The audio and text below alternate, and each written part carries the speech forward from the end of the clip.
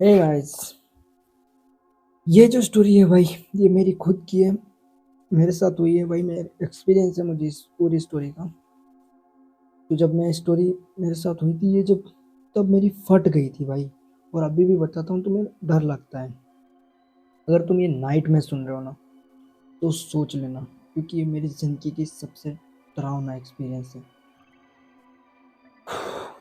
भाई मुझे अभी भी डर लग रहा है, क्योंकि जो टाइम हो रहा है ना भाई, ये देखो 12:30 हो रहा है अभी। देख लो एक बार। जब ये स्टोरी हुई थी ना, तब मैं पढ़ाई करता था। 9th 10th में था, ठीक है, 10th में था। और अभी इस स्टोरी को 2 साल हो चुके हैं। तो क्या था कि मैं कहीं और पढ़ता था, एंड मेरे गांव आया था भिलवाड़ा, ठीक है। यहाँ पर आया था, मेरे भैया के लड़के का मुंडन था, इसलिए। तो क्या था कि जो राजस्थान में तो डीजे वीजे बजाए जाते, पूरा शोर शराबा होता है जब होता है।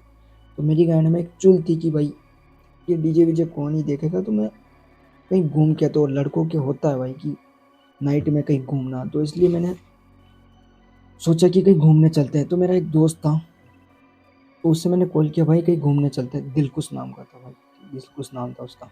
तो मैंने उससे कॉल किया, भाई चलते हैं। तो उसने बोला ठीक है, बिना कुछ सोचे उसने भी बोला भाई चलते हैं। तो मैं रेडी हुआ।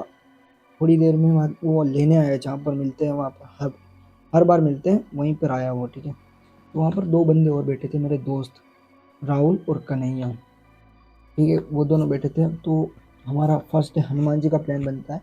तो वो बोलते हैं भाई हम भी चल रहे हैं। तो भाईचारा रखने के लिए हमने भी बोल दिया, भाई चलो कोई टेंशन नहीं है। तो हम लोग निकलते हैं कोई 9 साढ़े 9 बजे, हनुमान जी का मंदिर पे दर्शन करते हैं आराम से। वो दिन हमारा सबसे बेस्ट था, मतलब अच्छा निकला था, कोई दिक्कत नहीं हुई। जो नेक्स्ट डे हुआ ना भाई, लिटरली भाई फट जाएगी। तो हम लोग घर पे आते हैं, रास्ते में मैं दिलकुश को बोलता हूँ, भाई नेक्स्ट डे भी कहीं चलते हैं घूमने भाई। तो उसने बोला ठीक है भाई चलते हैं, कोई दिक्कत नहीं है। तो नेक्स्ट डे जो हमारा प्लान बनता है, तो राहुल बताता है कि पास में 9-10 किलोमीटर यहाँ पर महादेव जी का मंदिर है, वहाँ पर चलते हैं। तो हमने बोला ठीक है। तो नेक्स्ट डे हम मिलते हैं, कोई मिलते हैं भाई, मैं और दिलकुश ही मिलते हैं। और उस टाइम पे जो मोबाइल थे ना, वो दो ही बंदों के पास था, एक मेरे पास और एक दिलकुश के पास। मतलब राहुल और कन्हैया के पास कोई मोबाइल नहीं था, ठीक है। तो मैं उन्हें बुला कर लाता हूँ, इसलिए 9 साढ़े 9 10 बज जाते हैं भाई, ठीक है। हम लोग निकलते हैं 10 बजे, एंड निकलते हैं यहाँ से 10 बजे। और मंदिर पहुँचते पहुँचते हमें कोई टेंशन नहीं होती, बट जब मंदिर से थोड़ा सा दूर, 70-80 मीटर दूर, एक पहाड़, मतलब पहाड़ पे चढ़ना होता है, इससे चढ़ान थी, चढ़ान, ठीक है। तो वहाँ पर हम लोग चढ़ते हैं। तो बीच रास्ते पे जब गाड़ी, इतनी बड़ी नहीं थी, मतलब छोटी सी गाड़ी थी यार, चार बंदे बैठे थे। तो गाड़ी भी इतनी वजन लेके नहीं चढ़ सकती थी। तो मैंने बोला भाई उतर जाते हैं। तो राहुल ने बोला भाई यहाँ पर मत उतरो। वो मतलब डर कर बोल रहा था कि यहाँ पर कोई नहीं उतरेगा, ऐसे बोल रहा था। तो हमने भी भाई कुछ थोड़ा सा मैंने सोचा, और मैंने बोला ठीक है भाई नहीं उतरेंगे। तो हम मंदिर के पास पहुँचते हैं, और मंदिर से थोड़ा सा दूर हम लोग गाड़ी को पार्क करते हैं। ये मंदिर है, जैसे ये मंदिर है, और इसके इस तरफ एक रास्ता है, उस तरफ जंगल का रास्ता है, ठीक है। तो जब हम लोग मंदिर के अंदर जाने वाले थे, तभी मुझे और राहुल को भाई कोई आवाज़ आती है, मतलब ऐसे कोई लेडी रो रही हो, या ऐसे कोई मतलब आवाज़ अलग ही थी वो। तो हमारी फट गई भाई। तो मेरी और राहुल की फटती है, बट जो हमारे दिलकुश भाई थे, उनकी गैंड में अलग ही चुल थी कि भाई उन्हें फ़ोटो खींचनी थी। रात के 10:30 बजे उन्हें मंदिर में जाकर फ़ोटो खींचनी थी भाई। उस टाइम पे हमें बहुत गुस्सा आता है, बट हम लोग कुछ नहीं कर सकते, क्योंकि वो बाइक भी उसी बंदे की थी। तो हमने बोला ठीक है भाई, मतलब ऐसे फ़ोटो ले लेते हैं और चलते हैं जल्दी। तो हमने उसकी फ़ोटो ली, पर वो बंदा वहाँ पर भी चेक कर रहा है कि भाई कैसी फ़ोटो आई, कैसे, क्या मतलब। तो हमें बहुत गुस्सा आ रहा था। बट जब राहुल जो था, वो मंदिर पे ऐसे दर्शन करता है और वो मंदिर के बाहर चला जाता है, ऐसे मंदिर के बाहर जाता है। तो उसे कोई आवाज़ आती है, मतलब कोई इससे कुछ चिल्ला रहा था, या कोई इसे दौड़ रहा था, मतलब चिल्ला चिल्ला के दौड़ रहा था। तो वो बंदा ऐसे जल्दी बुलाता है, बोलता है भाई चलना है चलो, वरना मैं बाइक लेके जा रहा हूँ। तो हमने भी बोला भाई चलते हैं भाई, कोई दिक्कत नहीं है, जल्दी चलेंगे। तो हम लोग, मतलब उसने बोला, गुस्से में से गालियाँ देने लग गया कि मतलब भड़वे वड़वे, इससे चलो जल्दी। तो हमने बोला भाई ठीक है चलते हैं। और हम लोग दौड़ कर ऐसे बैठते हैं, क्योंकि उसने बोला दौड़ो, दौड़ कर बैठो, जल्दी बैठो, मतलब क्योंकि उसकी फट रही थी।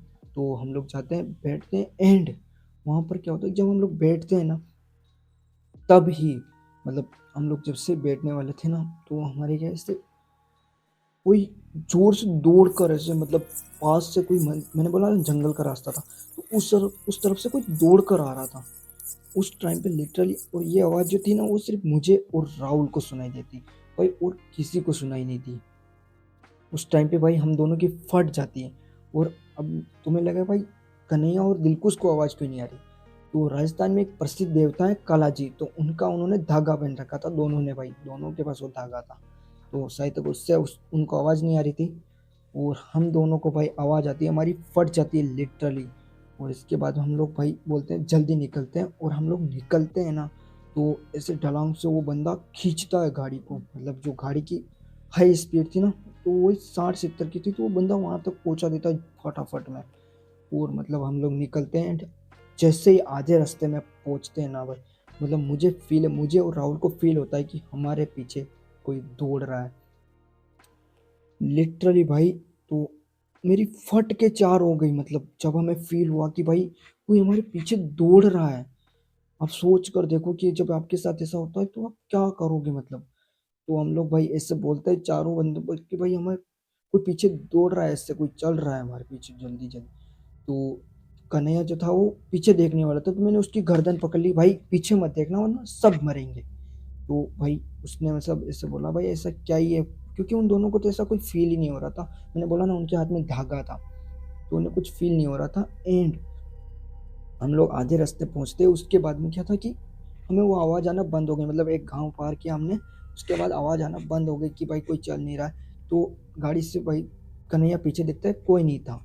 तो हम लोग सेफली घर तो पहुंचते हैं ना, पर घर हम लोग चार लोग नहीं पहुंचते हैं भाई, कोई पांचवा भी होता है।